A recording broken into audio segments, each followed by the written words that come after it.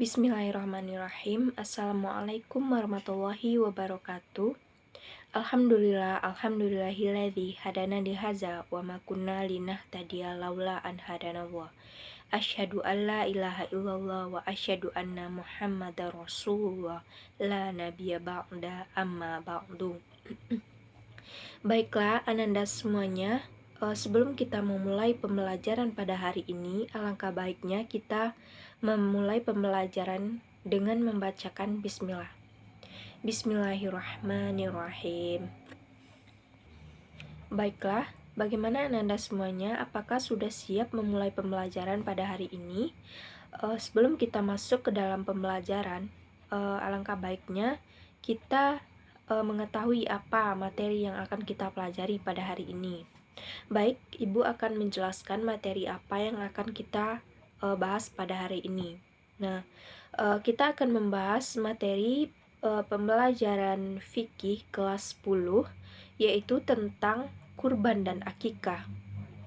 Nah, di dalam bab kurban dan akikah ini kita akan mengetahui apa itu pengertian kurban, apa itu hukum dari kurban tersebut, dan bagaimana syarat-syarat kita berkurban. Nah, pokoknya kita akan membahas seputar tentang kurban dan akikah. Baiklah, yang pertama kita akan mempelajari atau kita akan membahas tentang pengertian kurban. Nah, apakah ada yang tahu apa itu pengertian dari kurban? Nah, kurban menurut bahasa berasal dari bahasa Arab yaitu qoroba, yang berarti dekat. Sedangkan menurut syariat, kurban berarti hewan yang disembelih dengan niat beribadah untuk mendekatkan diri kepada Allah dengan syarat-syarat dan waktu tertentu. Nah, ini disebut dengan udhiyah. Selanjutnya yaitu hukum kurban. Apakah ada yang tahu apa itu hukum dari kurban? Nah, berkurban merupakan ibadah yang disyariatkan bagi keluarga muslim yang mampu. Firman Allah di dalam surat Al-Kautsar yang pertama itu, Bismillahirrahmanirrahim. Inna a'tainakal kautsar, yang artinya, sungguh kami telah memberimu nikmat yang banyak.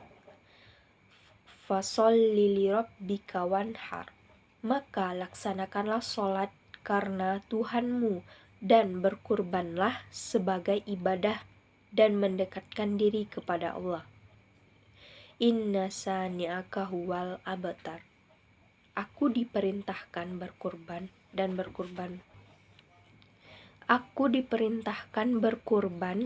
berkurban itu sunnah bagimu.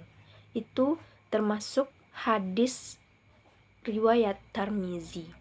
Nah, hukum berkurban itu menjadi wajib apabila kurban tersebut dinazarkan. Misalnya, anak-anak ibu naik kelas pada hari ini dan mendapatkan juara kelas. Nah, anak-anak ibu bernazar kepada diri sendiri untuk berkurban tahun depan. Jika saya mendapatkan ranking 1 di kelas, saya akan berkurban tahun depan. Nah, anak-anak ibu wajib membayarnya karena anak-anak ibu sudah menazarkan. Nah, itu disebut dengan hukum wajib bagi yang menazarkan. Nah, selanjutnya kita akan membahas tentang waktu dan tempat menyembelih kurban tersebut. Nah, waktu yang ditetapkan untuk menyembelih kurban yaitu sejak selesai sholat Id.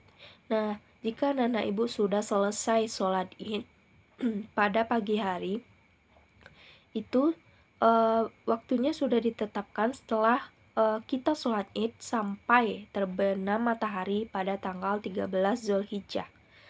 Nah, adapun ketentuan hewan kurban. Nah, hewan kurban yang harus kita sembelih itu, hewan yang dimaksudnya itu adalah unta, sapi, kerbau, dan kambing atau domba.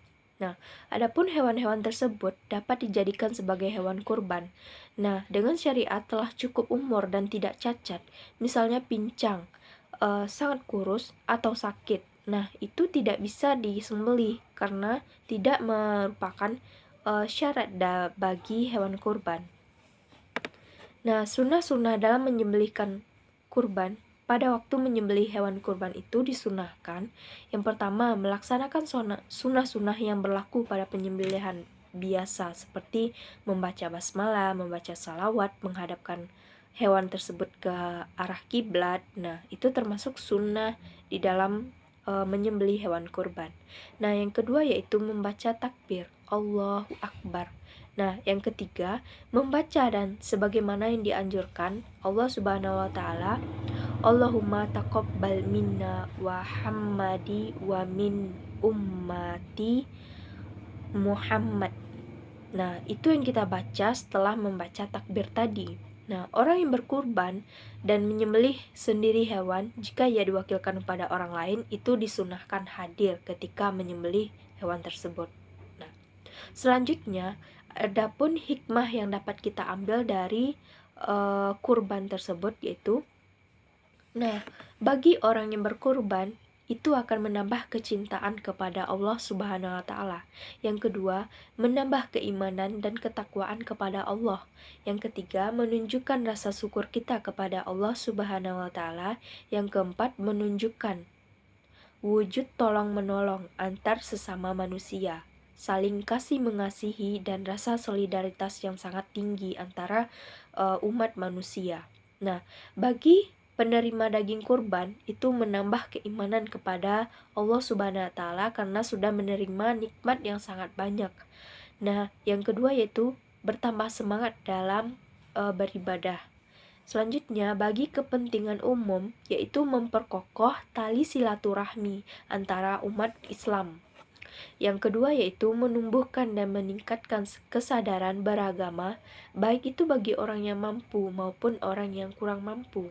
Nah, itu adalah materi pembelajaran kita tentang kurban. Selanjutnya yang sudah kita bahas tentang kurban, kita masuk ke dalam materi akikah. Nah, apakah ada yang tahu apa itu akikah? Akikah adalah dari segi bahasa berarti rambut yang tumbuh di kepala bayi. Nah, sedangkan dari segi istilah adalah binatang yang disembelih pada hari ketujuh atau kelipatan ketujuh dari kelahiran bayi.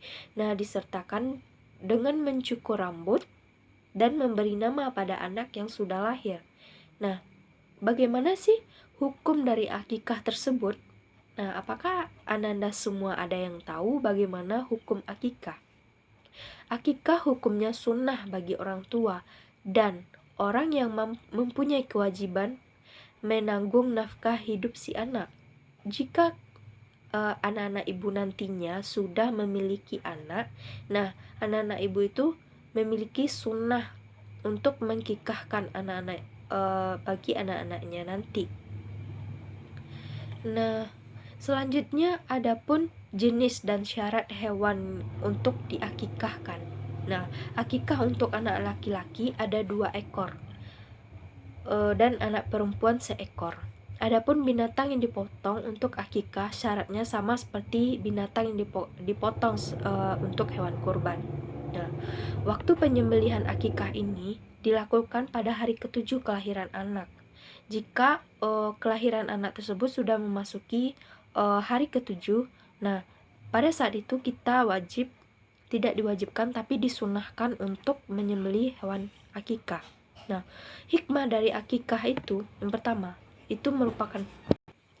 Nah, selanjutnya itu apa hikmah yang dapat kita ambil dari akikah tersebut?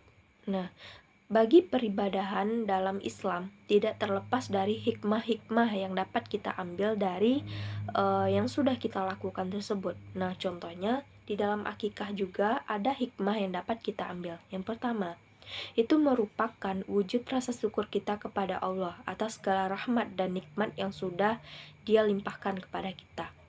Yang kedua, menambah rasa cinta anak kepada orang tua, karena anak merasa telah diperhatikan dan disyukuri kehadirannya di atas dunia ini. Yang ketiga, wujud hubungan yang baik dengan tetangga dan sanak saudara untuk merasakan gembira dengan lahirnya seorang anak. Nah, karena mereka mendapatkan bagian dari akikah. Nah, itulah hikmah yang dapat kita ambil dari akikah. Nah, untuk anak-anak ibu yang belum paham, silahkan ditanyakan bab tentang kurban dan akikah ini. Nah, jadi kesimpulannya itu, hikmah yang dapat kita ambil dari kurban, hikmah dari yang dapat kita ambil dari akikah itu, bahwa kita itu harus bersyukur dengan rahmat yang sudah diberikan Allah kepada kita. Rahmat yang sudah dilimpahkan kepada kita semua, sehingga kita dapat bersyukur dalam kehidupan sehari-hari. Nah, itu menambah rasa cinta kita kepada Allah Subhanahu wa taala. Nah, itulah yang dapat kita ambil hikmah dari pembelajaran, yaitu tentang kurban dan akikah tersebut. Nah, bagi yang belum paham, silahkan dibuka lagi buku. Jika masih belum, silahkan ditanyakan kepada ibu sendiri. Ibu masih membuka sistem tanya jawab sampai minggu besok. Nah, jika anak-anak ibu sudah membaca semua buku dan bahan ajar yang sudah ibu bagikan, jika belum paham silahkan ditanyakan. Nah, untuk minggu besok kita akan mengulas kembali tentang kurban dan akikah ini. Baik, itulah materi pembelajaran pada hari ini tentang fikih kelas 10, kurban dan akikah. Jika belum paham, silahkan dibaca kembali bukunya. Baik, itulah materi pembelajaran hari ini. Ibu sudahi dengan wabillahi taufik wa hidayah.